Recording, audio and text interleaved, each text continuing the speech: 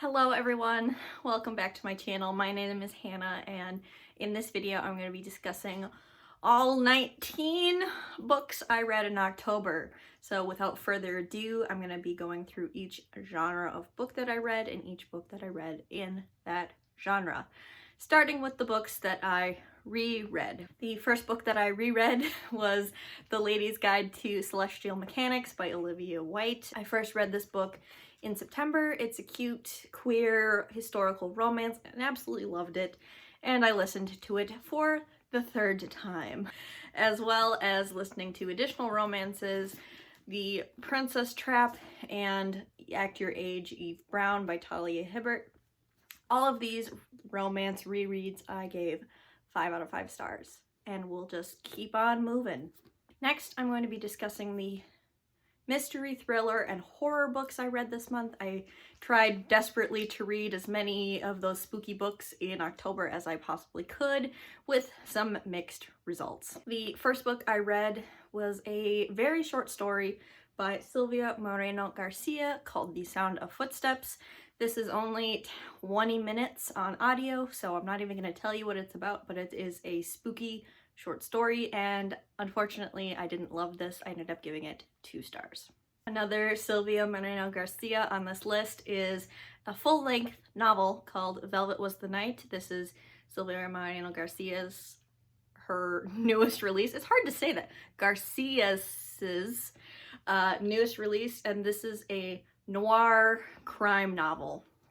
Now, I ended up giving this 3 stars. I liked the intrigue. We're following 2 points of view. One is a woman who's a kleptomaniac, and she ends up like pet sitting for people and stealing from them. And we're also following a young man who is part of a gang, and how the woman's neighbor goes missing, and she kind of tries to investigate where she went, and the young man is in the gang that is kind of after her. And unfortunately, the thing that didn't really work out for me was that these 2 characters didn't really interact in any way until the end of the book. The end of the book, the epilogue. And so I was hoping for a book that would kind of, these 2 characters would become entangled with each other and they would have to end up helping each other out in some way, and that's not really what I got out of this. I did enjoy the plot, but the ending does leave a lot of open-ended questions. A lot of questions are unanswered at the end, and that is normal, I'd say, for this type of noir book. If you've ever watched a Humphrey Bogart movie, like I used to love those movies when I was a kid, it kind of leaves off with kind of an opening, and that was no exception in this book. So like, while I appreciated it stylistically, I don't think it was that satisfying of a conclusion. So I ended up giving this book 3 stars. I thought it was pretty good, but not my favorite book by Silvia Moreno Garcia. Next, we have the Southern Book Club's Guide to Slaying Vampires by Grady Hendrix. This is a vampire horror satire book. Grady Hendrix is known for writing kind of horror satire books, and this is my first book by him that I read, and I gave it a 3.5 stars. I thought it was pretty good. It was gory where it needed to be gory. It had some interesting vampire lore. I thought the characters were great. We're following primarily one main character who is a housewife in the 90s, and she's part of a book club, and she realizes that the newest person to move into town is a vampire and no one believes her. So we're following kind of like these middle-aged ladies investigating this vampire and trying to slay him.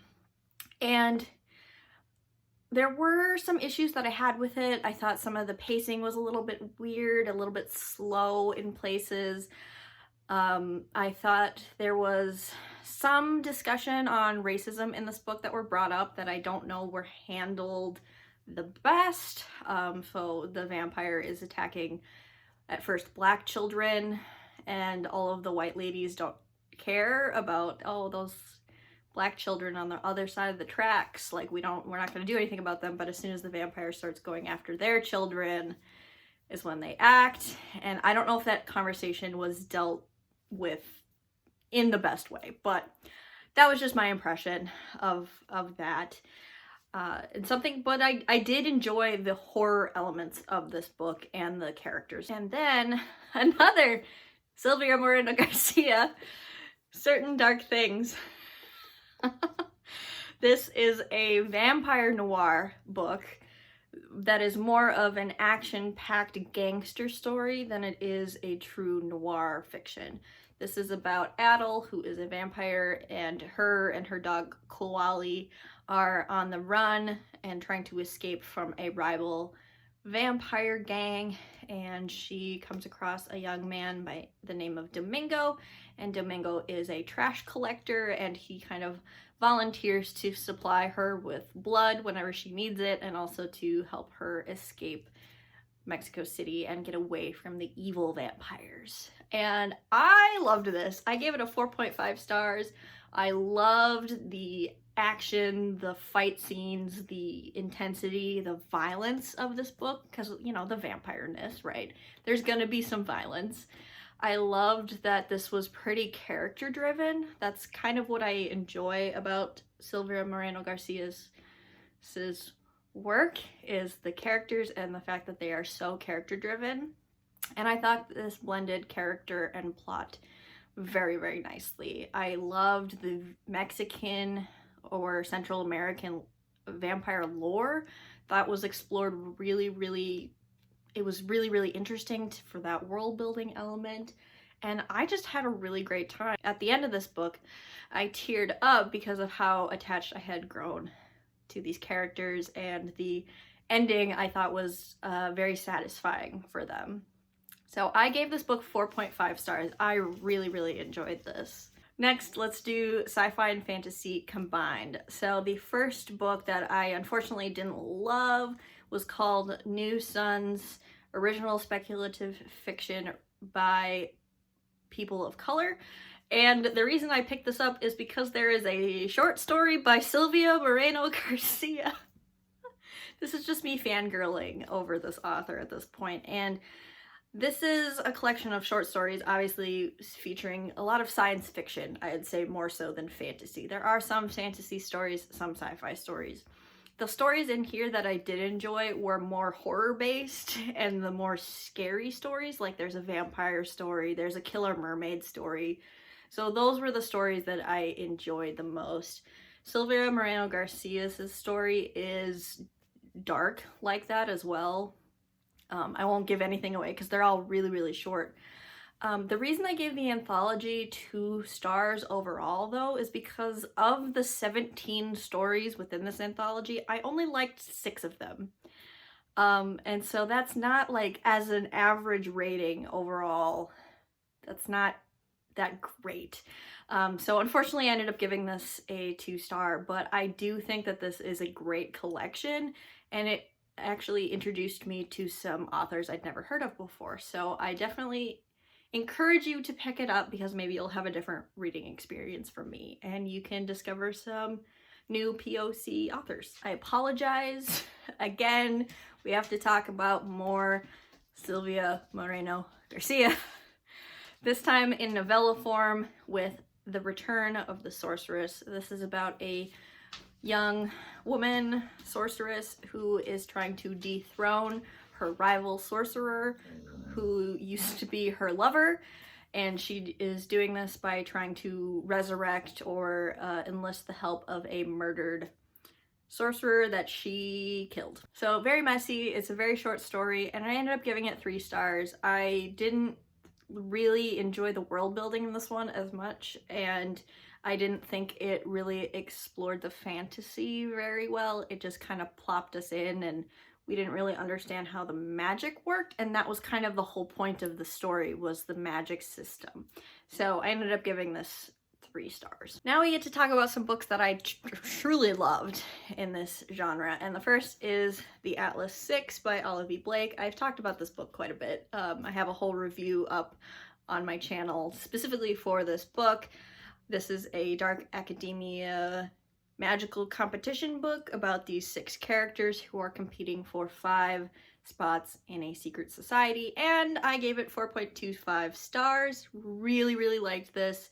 Excellent character-driven fantasy. Last one I promise, and that is Prime Meridian by Silvia Moreno Garcia. This is the last one, I promise. This is a sci-fi story about a woman who dreams of going to Mars. So Mars is currently being colonized by humanity, and it's really expensive to go and live on Mars. You can either go as a worker, or you can get, you know, if you're rich, you can just go there for fun, you know. And she is desperate to leave Earth and leave her kind of not great life behind, and I loved this. This is another example of like super strong character work, and the sci-fi elements just kind of bolstered the great character arc that we have in this book. I thought this is a novella. I thought this novella was great, and I ended up giving it 4.5 stars. I love this author.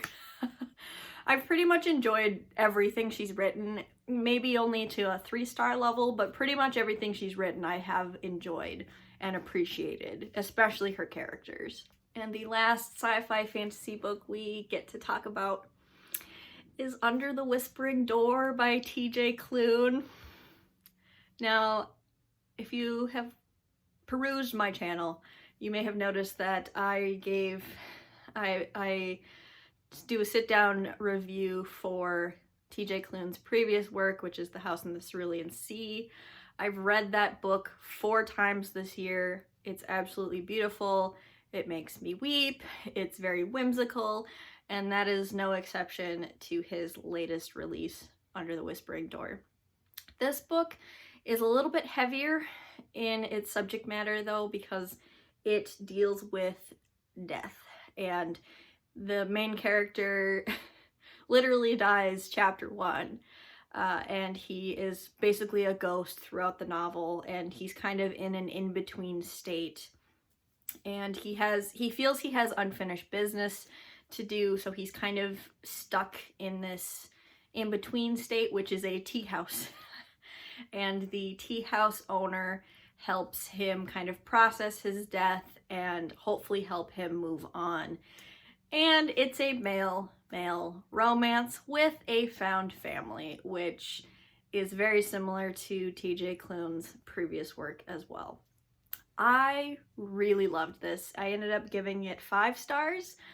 It had that whimsical writing, it had that male romance that I truly loved. It had some really deep, dark themes, talking about death, all the different types of death, murder, suicide, death of a young person, death via illness, and all that sort of thing, and different characters processing those deaths differently. And so it was really hard to read. The way it was written with that whimsical writing style made it a little bit more digestible and a little bit easier to read. I cried at the end of this one too, and I don't think it's, in my opinion, as good as The House in the Cerulean Sea, but I think it deserves all 5 of the stars that I gave it. I really loved this one as well. Probably not to the point where I'm going to reread it over and over and over again. I think I need to be in the right mood for a book about death. All right, the last few books we have to talk about are all romances.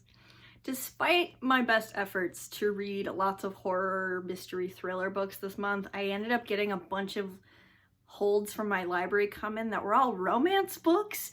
So I'm not complaining, I love romance, but I was kind of hoping that more of my horror books would come in. So I ended up reading quite a few romance books.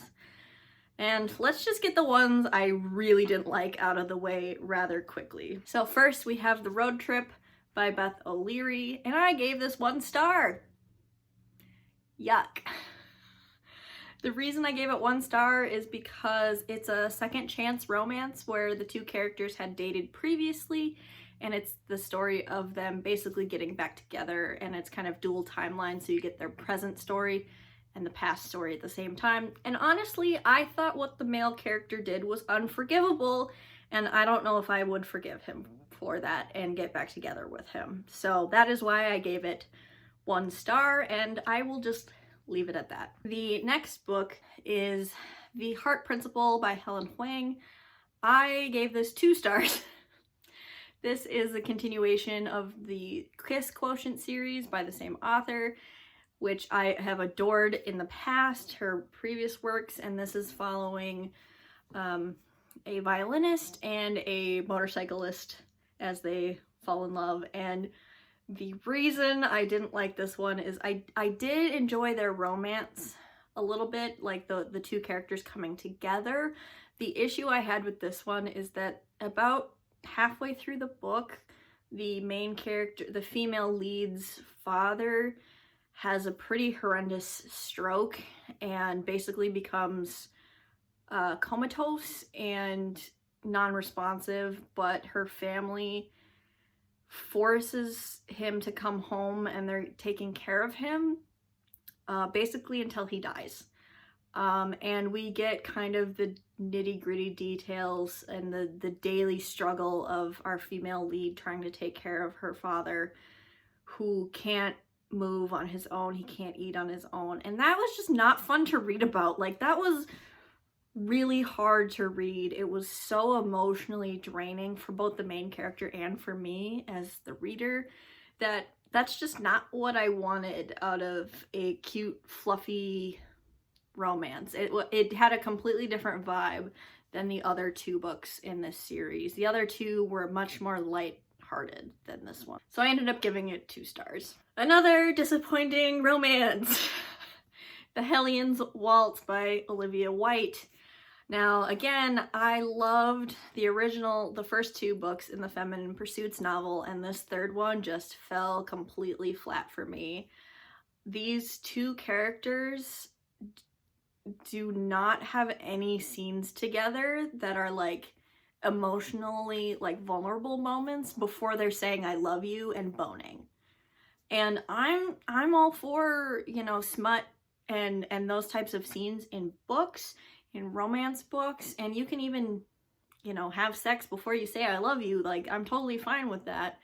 But they went from emotionally from 0 to 100 really quickly.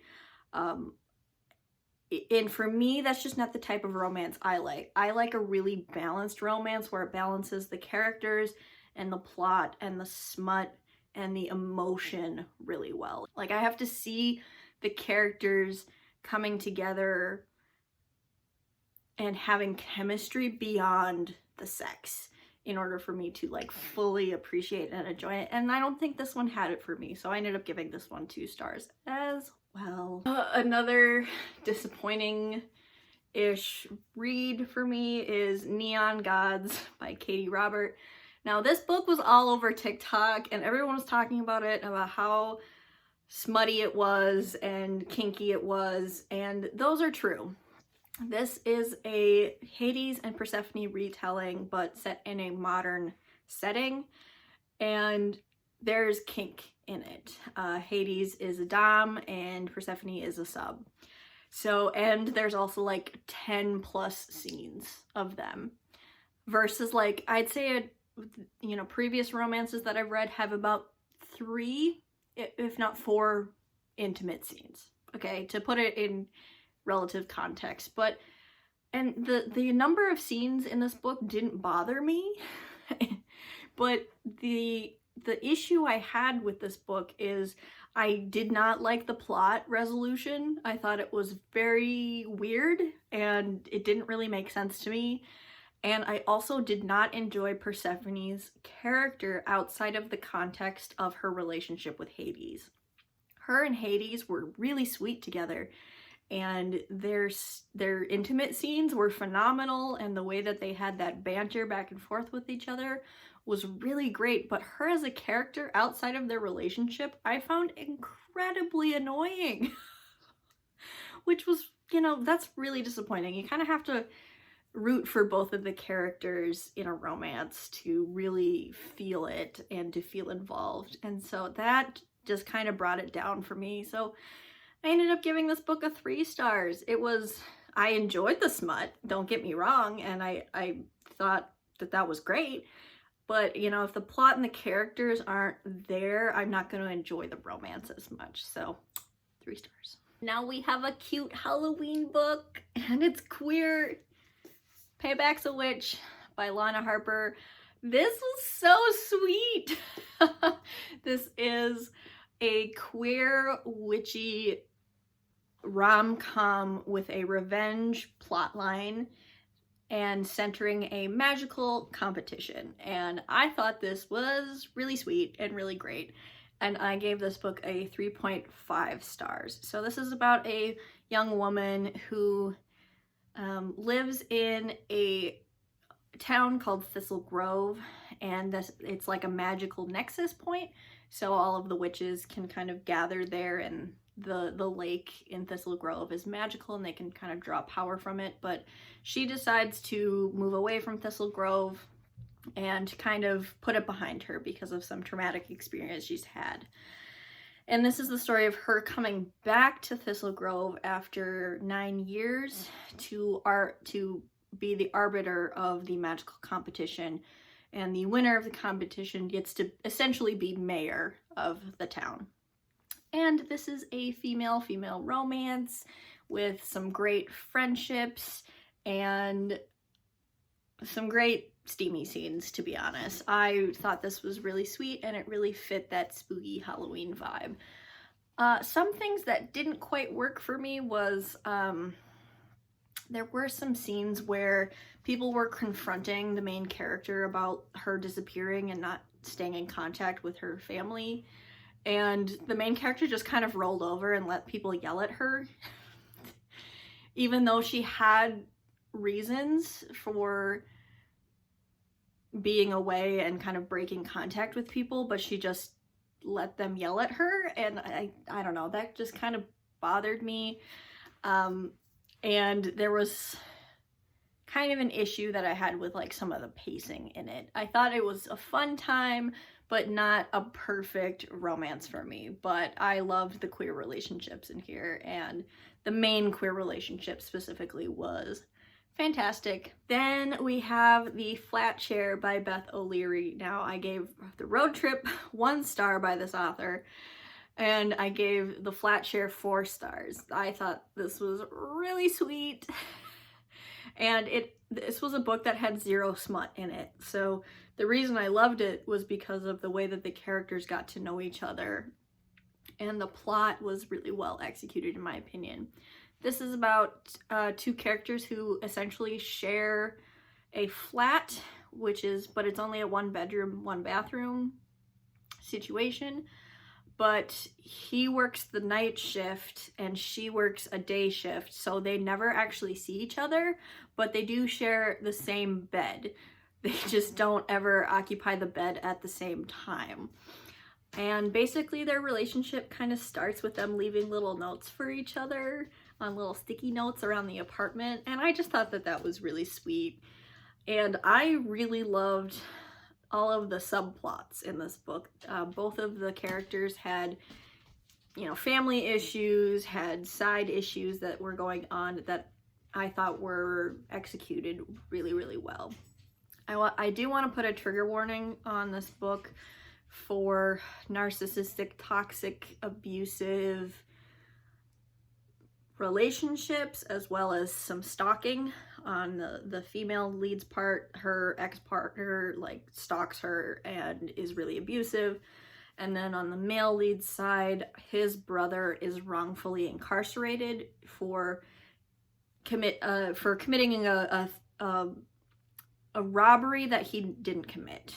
He was put away and the trial was kind of rushed, and because he had drug charges in the past, they basically just threw him in prison right away. And he is a mixed race person. It is heavily implied. He talks about being mixed Irish and something else. with dark skin. So I want to call that out as well, that is a topic that's heavily explored in this book. But I thought it was well done, well executed, and I mean, everyone gets a happy ending at the end of this book, which is why I gave it 4 stars. And the last book on this list that I am going to gush about non-stop is The Band Sinister by KJ Charles. Oh, I love this book so much, and I wanted to end on a high note and say that this is my favorite book I read this month. This is a queer male historical romance that has elements of polyamory and, you know, non-monogamy. And I thought the execution of this was great. There were, you know, found family elements, like there's a big group of friends in this that are all queer, and they kind of come together and they can be queer, openly queer with each other without having to hide who they are, in a time when being queer could get you thrown in prison in England. And the 2 main characters, the 2 men, were just, they were so cute together. It's a little bit of an enemies to lovers situation, a little bit of forced proximity, and they have to stay in the same house for a while, and it's just so sweet, and it's actually pretty slow. Like, it takes them about 50 to 60% into the book to like come together and actually start their relationship, and I really enjoyed that build up to them actually coming together and having a relationship. When they say that they love each other for the first time, they're like, I never thought I would find someone like you, and I'm crying thinking about it.